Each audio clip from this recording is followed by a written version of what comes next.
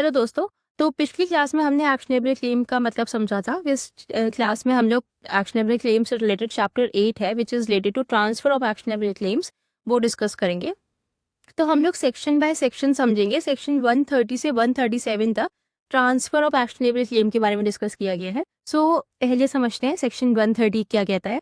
So let's see, एक example से समझते हैं कि सपोज मैंने मिस्टर ए से 5,000 का लोन लिया एंड देन मैंने बी को 5,000 का लोन दिया। अब मैं क्या कहूँगी मिस्टर ए से कि आप जो 5,000 रुपये हैं जो जो मैंने आपसे लोन लिया था, वो पैसे आप बी से रिकवर कर लो, है ना। उसके पास मेरे बकाया पैसे हैं, आप उससे रिकवर कर लो।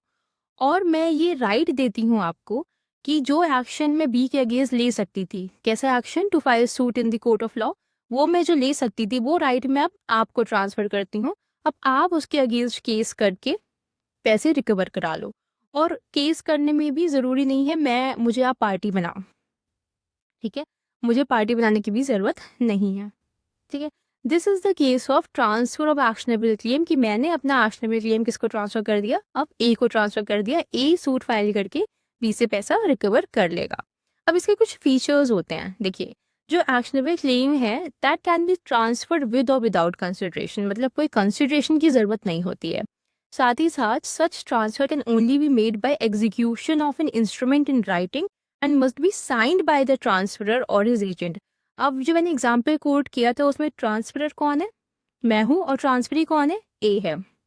थर्ड है, all the rights and the remedies of the transferor will now be transfer to the transferee. जितने भी मेरे राइट्स होंगे और मेरे पास जितनी भी रेमेडीज होंगी, इवन लाइबिलिटीज भी जो मेरी होंगी, वो सब ट्रांसफर हो जाएगी किसके पास, ट्रांसफरी मतलब मिस्टर ए के पास। एंड एक बहुत इंपॉर्टेंट बात यह है कि ना ही ट्रांसफरर ना ही ट्रांसफरी को ये नोटिस देने की ज़रूरत है to whom, to the debtor, मतलब सी को कोई नोटिस देने की ज़रूरत नहीं है कि मैंने एक्शनेबल क्लेम ट्रांसफ़र कर दिया है, ठीक है। तो ना जो मैंने एक्शनेबल क्लेम ट्रांसफ़र किया है वो ना ही नोटिस मुझे देने की ज़रूरत है एज अ ट्रांसफरर, ना ही ट्रांसफरी को कोई नोटिस देने की ज़रूरत है। मतलब it is not mandatory, however कि आप दे दो, पर ये मैंडेटरी नहीं है। अब इसमें एक प्रोविज़न और आता है कि इनकेस डेटर को पता ही नहीं है कि एक्शनेबल क्लेम ट्रांसफर हो गया है, और डेटर क्या करता है, जो 5,000 रुपये थे, मतलब सी क्या करता है, जो 5,000 रुपये बकाया थे वो डायरेक्टली आके मुझे दे देता है, ना कि ट्रांसफरी को। वो पेमेंट, क्योंकि उसको नॉलेज नहीं थी कि एक्शनेबल क्लेम ट्रांसफर हो गया है, सो वो क्या करता है, वो पैसे किसको, बी को दे देता है, सॉरी वो पैसे किसे दे देता है, मुझे दे देता है, ठीक है, ना कि ए को। तो this is a valid transfer, ये वैलिड ही माना जाएगा। देखिए, अब एक और ज़रूरी बात कि जो ट्रांसफरी है वो अगर सूट फाइल करता है अगेंस्ट द डेटर, देन उसे ट्रांसफरर की कंसर्न लेना ज़रूरी नहीं है और उसे ट्रांसफरर को पार्टी बनाने की भी ज़रूरत नहीं है। ना ये जो सेक्शन है ट्रांसफर ऑफ एक्शनेबल क्लेम, ये transfer of marine and fire policy पर अप्लाई नहीं होता, and also section 38 of the insurance act पर। देखिए, अब हम नेक्स्ट सेक्शन पे चलते हैं, सेक्शन 131। ये नोटिस सेंड करने का फॉर्मेट बताता है। देखिए, वैसे तो नोटिस सेंड करना मैंडेटरी नहीं है, लेकिन फिर भी अगर आप नोटिस लेटर को सेंड करते हैं देन इन बातों का ध्यान देना होगा दैट जो भी नोटिस हम सेंड करेंगे it must be signed by the transferor or his agent, and if he refuses to sign, मतलब अगर ट्रांसफरर या उसका एजेंट मना कर देता है, देन बाय द ट्रांसफरी और his agent, and that notice must state the name and address of the transferee। ठीक है, सिंपल सा है ये। सेक्शन 132 बताता है लाइबिलिटी ऑफ ट्रांसफरी। अब उस एक्शनेबल क्लेम को लेकर जो भी लाइबिलिटी ट्रांसफरर के पास है at the date of transfer, वो सब अब ट्रांसफरी के पास आ जाएगी। अब सेक्शन 133 समझते हैं, warranty of solvency of debt. ये सेक्शन बताता है कि ट्रांसफरर ये वारंटी गारंटी देता है टू ट्रांसफरी कि जिस पार्टी से ट्रांसफरी को पैसा मिलेगा, मतलब डेटर, वो सॉल्वेंट है, मतलब उसके पास लोन वापस करने जितने पैसे हैं, एंड ये warranty up to the amount of consideration होगा, मतलब अप टू द अमाउंट जितने के लिए एक्शनेबल क्लेम का ट्रांसफर हुआ है। एंड ये वारंटी सिर्फ ट्रांसफर के दिन के लिए ही अप्लाई होगा, मतलब अगर ट्रांसफर के नेक्स्ट डेट डेटर इंसॉल्वेंट हो जाता है देन ट्रांसफरर की कोई लाइबिलिटी नहीं बनती है। अब हम आते हैं सेक्शन 134 पे, मॉर्गेज डेट।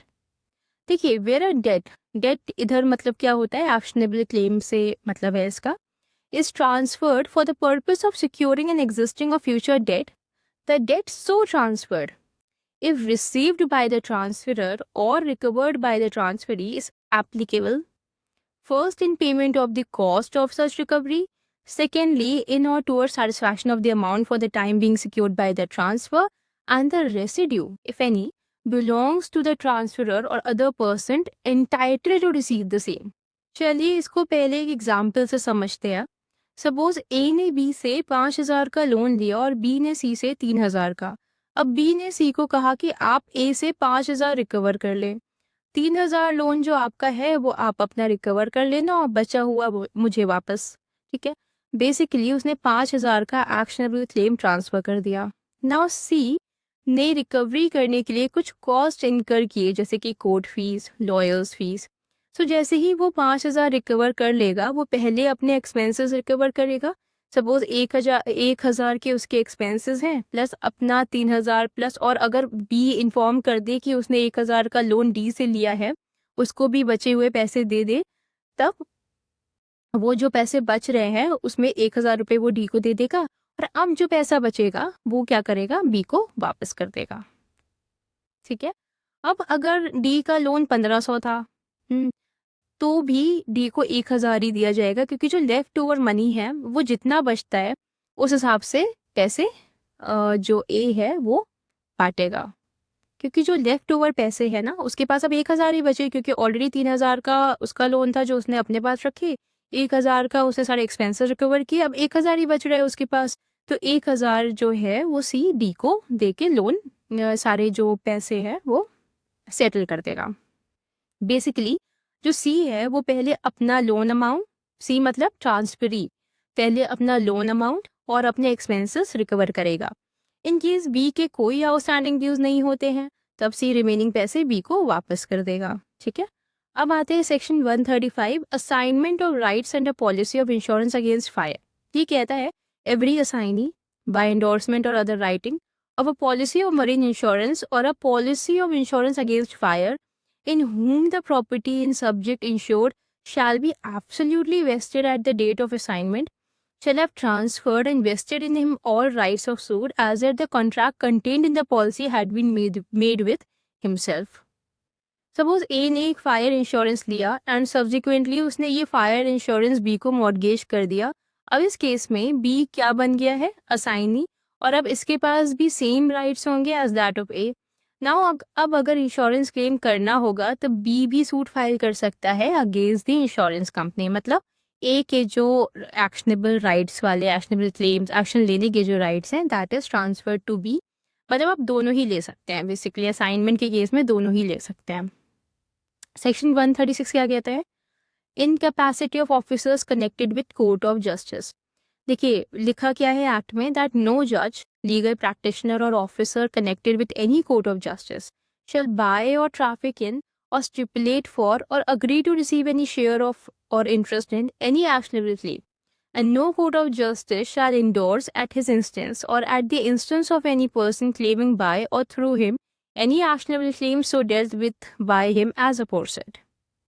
तो बेसिकली ये क्या कहता है, कोई भी जज, लीगल प्रैक्टिशनर और officer connected with court of justice shall not purchase receive any actionable claim. लेकिन क्यों, the reason is for the interest of justice, to safeguard the justice, interest of justice. Section 137 जो last section है वो क्या होता है आपका, saving clause. वो कहता है सेविंग ऑफ नेगोशिएबल इंस्ट्रूमेंट। ये कहता है section 137, nothing in the foregoing section of this chapter does not apply to stock, shares or debentures or to negotiable instrument or to any mercantile document or title to goods। Basically ये कहना ये चाहता है कि ये जो sections हैं हमने ऊपर पढ़े हैं 130 to 136 इस चैप्टर के, ये स्टॉक, शेयर्स, डिबेंचर पे एप्लीकेबल नहीं होते, नेगोशिएबल इंस्ट्रूमेंट पे एप्लीकेबल नहीं होते, and any mercantile document of title to goods. अब mercantile document to title of goods क्या होता है, इसका मतलब है जब हम गुड्स स्टोर करते हैं किसी भी डॉक में, लाइक शिप के डॉक में, कोई वेयर हाउस में या ट्रेन में, हम ट्रांसपोर्टेशन वगैरह में उसको गुड्स स्टोर करते हैं, तो वहाँ से हमको एक या तो एक डॉक वारंट मिलता है, या हमको वेयर हाउस से वेयर हाउस कीपर का सर्टिफिकेट मिलता है, या हमें ट्रेन के थ्रू एक रिसिप्ट मिलती है, ठीक है। अब ये जो ये बताता है जो डॉक्यूमेंट्स है कि that goods are stored there, उसे कहते हैं mercantile document of title of good. And ये जो अबव सेक्शंस हैं वो इन पे एप्लीकेबल नहीं है। Okay, thank you.